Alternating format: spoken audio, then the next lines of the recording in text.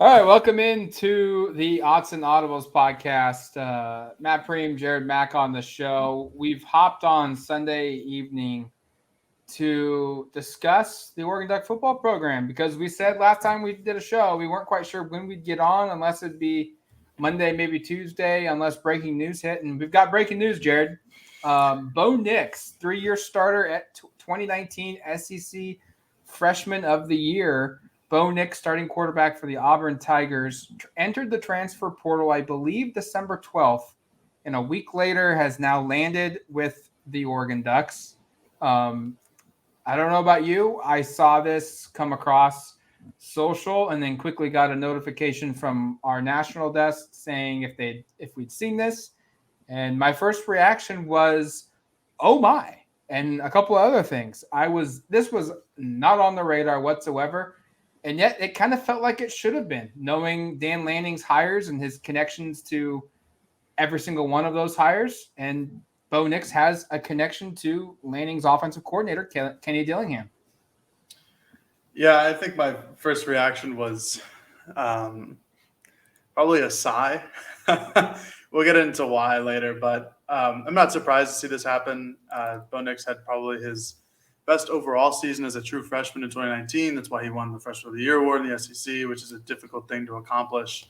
And that's because of Kenny Dillingham. And the fact that Oregon has him as his offensive coordinator, the fact that Oregon doesn't have a clear-cut number one quarterback to take over for the 2022 season, this makes a lot of sense if you're Bo Nix. This makes a lot of sense if you're Oregon. In general, I do like the move because this is an unproven quarterback room. Ty Thompson and Jay Butterfield have seen the field just very seldomly. Robbie Ashford hasn't seen the field at all, other than the diamond. But I think this is a good transfer for Bo Nix. It's a good transfer for Oregon. It just provides them some stability.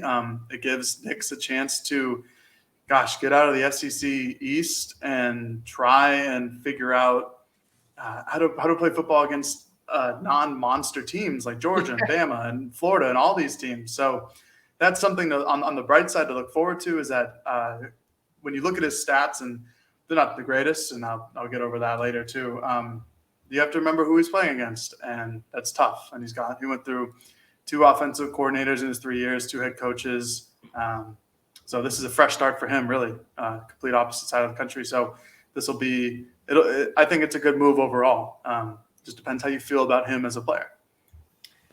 And look, I've said on this podcast for over a week now, maybe even longer, that I felt like Oregon needed to go out and get a transfer portal quarterback. I did not feel comfortable going into the season with 3 quarterbacks and all 3 of them having very little experience at just college football in general, not even just at Oregon, but just experience in general. And now Oregon has a quarterback in Bo Nix, who has won the SEC Freshman of the Year award in 2019. He has played in 34 career games. He's thrown for over 7,200 yards. He's thrown for 39 touchdowns, just 16 interceptions. His career completion percentage is just under 60% at 59.4. He did have his best season yet in 2021 in that regard. His yards per attempt average has gone up every single season. And so I don't know. I like this. I like the move. I like the decision to go out and to tell Ty Thompson, Jay Butterfield, and Robbie Ashford that nothing is given and that you have to earn your starting spot. And you are going to have to go out and compete and win your job. You're just not going to be handed the starting job, one of those 3 guys. You have to win it from and beat somebody for it. So I like that decision. And I think obviously, there's a lot of Duck fans. And I think, Jared, you're probably going to fall into this category.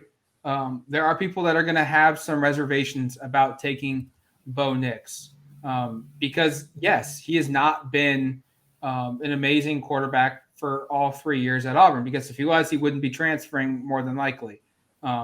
He's looking for a fresh start. I mean, this is just my perspective. We haven't talked to Bo Nix about why Oregon, why leaving Auburn. But typically, you don't see some of the best college quarterbacks or players in general, but any sport, just up and move. Very rarely do you see that, and so there's going to be some consistency things that Nix is probably going to have to smooth out. He's going to have to elevate his game.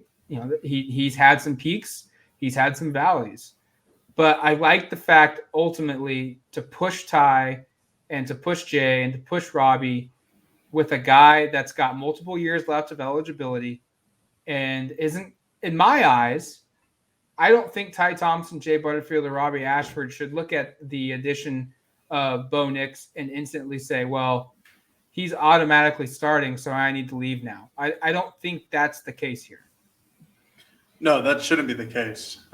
They should look at it as hopefully an open competition. And I believe that's probably what Oregon's going to have in the spring and fall and upwards into the season. I like the move in general. You need to bring someone who's established. You need to bring someone who has game experience because basically none of the quarterbacks in Oregon's locker room right now have it. And in order to be successful, you got to have somebody who knows how to play the position. You can't just bank on talent. The game experience matters a whole lot. For me, the Nix thing has been going on for a couple of years now, probably ever since Oregon lost in 2019 to Auburn. He's a very similar quarterback to Anthony Brown, and that can rub a lot of people the wrong way. He's very much of a one-read quarterback. I've watched plenty of Auburn games just because I've liked to keep tabs on them ever since they beat Oregon. And they're usually a good team, and they'll be on your Saturday primetime game on CBS. They're similar. So just overall numbers on the season, Bo Nix in 10 games, 3 less than Anthony Brown.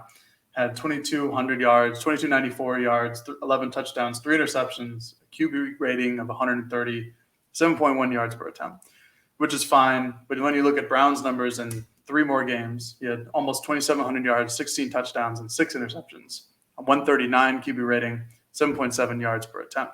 So those are all better numbers for Anthony Brown, who was considered by plenty of Oregon fans to not be so great. So then you look into the numbers even more. The similar problems that Oregon's offense found in Anthony Brown are going to potentially be similar problems that Bo Nix has. You look at his third down and long percentages. He's completing 50% on third down, 7 and 9, 170 yards, and only no touchdowns, no interceptions and 121 quarterback rating. 3rd and 10 and plus, which is real third down and long, 43% completions on 23 attempts, 148 yards, under 100 quarterback rating. So this is troublesome. And obviously, again, Bo Nix plays in a much more talented defensive conference than the Pac-12. There's should be no argument with that. Yes. So again, SEC defenses are going to cause havoc on any quarterback who plays in there. But just the general numbers don't scream out anything great. He's a good red zone quarterback. Quarterback rating over 140 in 33 attempts. 5 touchdowns, 0 interceptions, which is really great. But on third down in general, which I'll go back to, 83 attempts in 2021, 55% completion, 1 touchdown, 2 interceptions on third downs over the course of the season. It's not great. Granted, while that is a lot of negative stats, we do have some positive ones as well. In this deep dive, I did find, not a deep dive, it was a dive, just 30 minutes worth of research. It seemed that if you want to look at this from a bright side, which I can encourage you to do, Bo Nix was much more aggressive under Dillingham as an offensive coordinator, significantly more. You look at, there's a great stat where when Auburn was trailing by 1 to 7 points in 2019, Bo Nix had 106 quarterback rating, but he was able to get 28 first downs and 111 passing attempts, but 20 plays over 15 yards. So they were taking shots down the field with him. 20 plays and 111 attempts, 15 yards. That's a good percentage. That's in an 8-game sample size, so it's pretty significant. In 2021, this most recent year, in 7 games, his quarterback rating in that same situation, trailing by 1 to 7 points, was 91. So the 15 rating drop from 2019 to 2021. He accumulated only 36 first downs, so 8 more than the 19 season, but only had 7 plays of 15-plus yards. you go down the list, it's just significant how more aggressive he was in 2019, at least throwing the ball with Kenny Dillingham as his offensive coordinator. He had more overall gains of over 15, more overall gains of 25 plus yards than he did in 2021. And that's as a freshman. So that does speak volumes to how Dillingham runs his offense, in case people want to know. He's going to be aggressive. I think that was Dan Lanning's first thing when talking about the offense. It's like, we're going to move the ball down the field. And with Nix, if you put him with receivers that are capable, he could do it. And again, that's another discussion in Oregon's wide receiver room. But they are good numbers and they're bad numbers. It's almost like every quarterback. It's just going to depend on who Oregon surrounds him with and how Oregon wants to play him in Dillingham's offense. If there is that continuity between Dillingham and Nix like it was in 2019, this could be a good year for him. And not to mention he's mobile. He's not a running quarterback, but he can run. He's athletic enough. So overall, I mean, it kind of just depends on how you feel about him in general. But there are some stats that make him look good and stats that make him look bad. I tried my best to go a little 50-50 with it, but I think the one big thing that I found out from researching is that Oregon will probably be more aggressive with Dillingham as their offensive coordinator than not. Yeah, I think you summed it up perfectly, that it's basically an eye of the beholder. You can find some things that make this look like it's a bad get for Oregon, but you can also find some things that make it look as if it's a very good get for the Oregon Ducks. I did text someone who covers Auburn and has covered Auburn for a really long time before we did this podcast, and I got a text while we were recording it, and his words were, some of the biggest moments from an offensive standpoint and just an overall Auburn football standpoint in the last 5-10 years, some of the biggest plays or exciting plays or memorable plays have come with Bo Nix being the trigger man at quarterback. And then that person also said, but it's a feast or famine type of player where you're going to have really, really good performances, and then you might get the next week a really bad performance. And this is why ultimately for me, I go back and I like this get, because worst case scenario, everyone's expectations are for best case scenario, everyone's expectations for Ty Thompson come true. And Bo Nix is here and doesn't beat out Ty Thompson. And Ty Thompson wins the job, goes on to have a huge year, and Bo Nix either finishes his career as a backup at Oregon or he goes to another school for a graduate season and is off running, his last season. And Oregon is totally content because Ty Thompson has gone on and had an amazing first season in 2022 and is coming back in 2023 for a big year. And that could be Jay Butterfield. That could also be Robbie Ashford. Worst case scenario for those guys is they're not as good.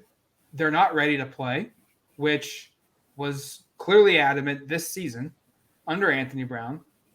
And Oregon has to resort to playing another quarterback, and that quarterback is the SEC Freshman of the Year in 2019, a guy that's played in the system that Kenny Dillingham is going to be using. He's a 3-year starter in the SEC. He's played in bowl games, and if he happens to have a good year and he wins the job and he performs well and Oregon has a good year, guess what? You now have you have a quarterback coming back in 2023 for a potential 5th year of college football, and you have an opportunity to go and find another younger freshman in that 2023 recruiting class to be his backup, more than likely, going into his second and final season at Oregon. Yeah, I mean, there's no reason to already appoint Bo Nix as the starter for 2022. Right. Is he the favorite? Sure, yeah, because he has experience. He has the 34 games like you've mentioned. He's a graduate transfer. He's had 3 years at Auburn. He got his degree, which is unbelievable for him to do. And so, yeah, he'd probably be the favorite in the clubhouse right now. But I think this is an opportunity for Oregon to have a real open quarterback competition. this is an opportunity for Ty Thompson and Jay and Robbie and all those guys to go out and do their best in the offseason and get better. Because this job isn't just, the keys aren't handed to Bo Nix because he's worked with Kenny Dillingham before. And I think that's going to be a huge thing for Oregon, is just to have an open competition and really have somebody who could step up. It could be any of the three, frankly. Ty's probably your favorite, but again, there was no sign of that during the season that one of those freshmen were ready to overtake Anthony Brown. And maybe that happens again. And like you said, you still have a guy who has 34 games under his belt, SEC experience. Huge moments in Auburn history the last few years have been, either for better or worse, have been because of Bo Nix. And again, I am part of the camp that is not the biggest fan of Bo Nix, the quarterback. But however, I am a part of the camp that's a favor of this move in general. And I think we started the podcast with that it just provides stability, provides competition.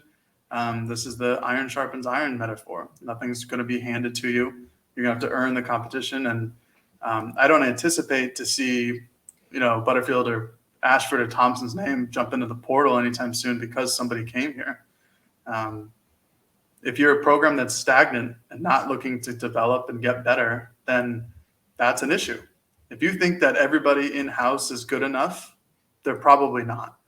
So getting outside and jumping into the transfer portal and getting somebody who's capable, who has shown they're capable, and bringing them into the program to either teach the younger guys how to do things or promote competition is exactly what Oregon should be doing right now. And that goes for all positions as well. So it'll be a fun one. And now we have, for one of the first big player transactions in the Dan Lanning era, and it's a bit of a splash. Yeah. It's a big name. Bo Nix has been, like I said, at the national stage plenty of times on CBS on Saturday, and so that'll be a name that will garner Oregon attention, and that's exactly what Dan Lanning needs to do. He needs to bring in guys who are proven. He will not face a defense as good as he saw in the SEC the last 3 years. In the 1 or 2 seasons that he will play at Oregon. There won't be a defense that comes close. So I think that's a positive in that regard too. So he's he's going to be going down a level, if you will. Real quick, let's talk about the other 3 quarterbacks now. I think this is a clear indication that Kenny Dillingham, who was at practice the last couple days, for Oregon football as they prepared for the Alamo Bowl. He's not participating in practice. He wouldn't do that anyways. It's silly to even think that. He just met these guys. He's literally just fact-finding. He's watching from a distance, seeing what the offense has, seeing the player personnel that he has. And then he's probably watching a crap ton of film and watching all the cut-ups that he possibly can just to familiarize himself with the staff. And with not the staff, but familiarize himself with the roster and what he's going to be working with in 2022. And I think this is a sign that not only is it a challenge to the 3 freshman quarterbacks, but he's not 100% sold that they are as good as they possibly can be, and that they needed to do something to improve the overall room of the quarterback room. And so I think this speaks a little bit to where Jay Butterfield, Robbie Ashford, and Ty Thompson are at. And B, Jared, I don't anticipate all 3 of these guys being on the roster at the end of going into fall camp in 2022. I think one of them will transfer. So I have to disagree with that. I think that Dillingham just went and got somebody that he knows, because he doesn't know what the talent level is at Oregon yet. He's been hired for less than a couple of days. And yeah, he's been at practice and he can go through all the film. But I feel like until you're fully invested and you're spending all your hours of your workday at the facilities and really seeing these guys work, not just on the field, but in the weight room, in the film studies, and in quarterback rooms, stuff like that, I don't feel like he's really going to know. However, what he does know is Bo Nix. He's coached him. He knows his work ethic. He knows how he performs off the field. He knows all of these things. So I think it's a safety valve for him. It's like, okay, well, if one of these three quarterbacks comes in and really steals the show, that's awesome. I love that. But if not, I can always fall back and we can go with Bo because he's proven and I know who he is as a person and probably know his family and all that. I wouldn't be surprised, to go on your second point, I wouldn't be surprised to see somebody transfer by the end of spring ball. Who it's going to be, I'm not so sure. Yeah. And I'm not even going to make a guess. No. But that would be the time to transfer if you're one of those guys. Is just by that point, after I forgot how many weeks spring ball is, but after that many weeks, there's probably going to be a clear one or two or three.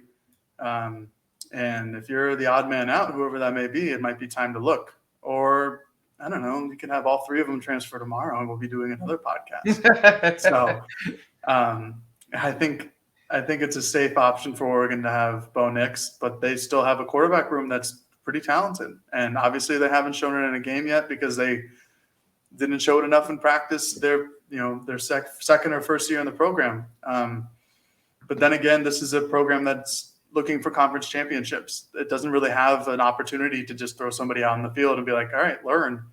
Oregon was the number 3 team in the country for a while last year. And you can't just throw somebody out there and see how it goes. And like, oh, let's give them some reps. It's like, well, you do that, you might lose. And they were not in the position to lose last year. I don't think this program thinks they're in the position to lose ever. So this is why they bring in Bo Nix, is because they know at the very minimum, this is what you're going to get. I think it's very similar to how they brought in Anthony Brown for Tyler Shuck. At the very minimum, this is what you're going to get. That probably wasn't the plan ultimately to have Anthony Brown be your quarterback in 2021 the entire time, but that's what happened. And they knew what they were going to get, and that was okay because they could game plan and scheme around Anthony Brown. So I feel like this is a very similar situation. It's gonna be a fun offseason, that's for sure. Mm-hmm. I think Oregon. I think you and I both have said this on the last couple of podcasts that we believe Oregon needs to be in that portal, trying to find players that can fill holes. And Dan Lanning said it would be a mistake for them not to check the portal to see what's in there, but that's not the only place that they're going to shop for players. But I think this is probably a year in which we might see Oregon be a little bit more active than Dan Lanning may typically will want to be, just because the talent on this team is still pretty darn high. And if they can fill a couple holes and solidify a couple positions, this team is right back to where they were going into the 2020 football season or 2021 football season and competing for a Pac-12 championship and seeing where the cards land at the end of the year. 100%. I think we've said this a bunch of times. I think it's extremely, you and I both think it's extremely important that they hit the portal hard. They're going to have more attrition by the end of the offseason. That's just what happens. They're going to land more recruits, however. But there's going to be some needs. There's going to be some areas where it's not as there's not as clear cut of a 1 and 2 heading into next year. And that's where the transfer portal comes in handy. And again, like every program after the bowl season, there's going to be more attrition. So it's already a talented pool that's in the transfer portal right now. In 2 to 3 weeks, it's going to be even better. And Oregon needs to capitalize on that when they can. They might not be able to compete sometimes with players, and maybe there's some NIL deals that go on that just sway somebody one place or the other. But Oregon has a good program with their NIL. They have players who are currently at Oregon who have deals and have been nationally talked about in terms of their NIL deals. So that might come into play, or it's just the fact that Dan Lanning is going to probably be hiring a recruiting or a staff in general that recruits the hell out of it. And that's what he's been doing so far. And they'll be able to compete with a lot of people in terms of transfer portal recruiting. So it's going to be imperative for them to do that, and we'll see what happens after that. All right, that's going to do it for us here on this edition of the Odds and Audibles podcast. Thank you for listening to the show. Check out duckterritory.com for more content on this transfer, Bo Nix to Oregon. Auburn starting quarterback leaves the Tigers, leads the Plains to head north to Eugene to reunite with offensive coordinator Kenny Dillingham. For Jared Mack, I'm Matt Prehm. You've been listening to the Odds and Audibles podcast. Peace.